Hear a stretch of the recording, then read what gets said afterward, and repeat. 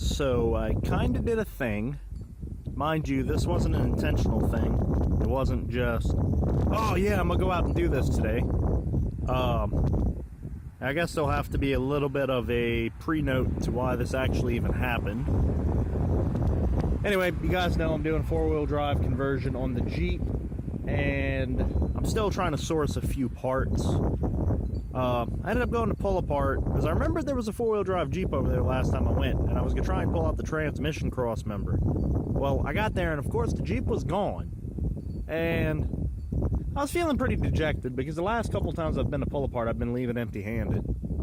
So, I ended up running across a 2001 Limited with some power heated leather seats.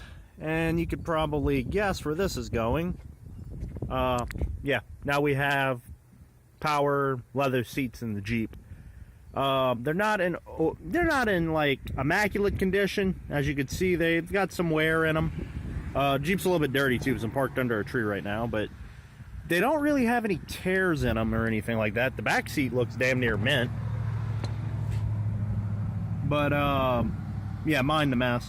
But I think they look amazing.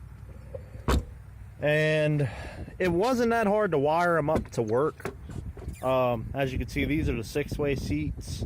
I need to figure out what this back lever is supposed to do, because I hear a motor moving, but it doesn't seem like it's doing anything. I don't know if it's for the lumbar or something. But yeah, I'll have to figure that out eventually. But the way I wired it up is actually extremely simple, because the harness that came out of the other Jeep only has 2 wires on it. It's got a red wire and it's got like a yellow and blue wire. The red wire I know for sure is power. The yellow and blue seems to just work the illumination, because there's a switch panel that goes in the middle, and it seemed like whenever I put power to it, it would just turn on the lighting on the panel. So I don't think it's anything to do with the heat. I don't think there's any modules missing either. So I'm assuming the heater pads in the seat might have just gone out a long ass time ago. But all I did, since this was originally a base model and I've got you know, crank windows, I've got regular locks in it, came over to the fuse panel and I found the circuit that ran the power windows and all that, and I just ended up buying a fuse tapped off of that, ran a power wire down to that harness and wired it up, and they work perfectly fine. The only difference with this, you have to have the key on for them to work. I don't know if the factory seats are like that or not.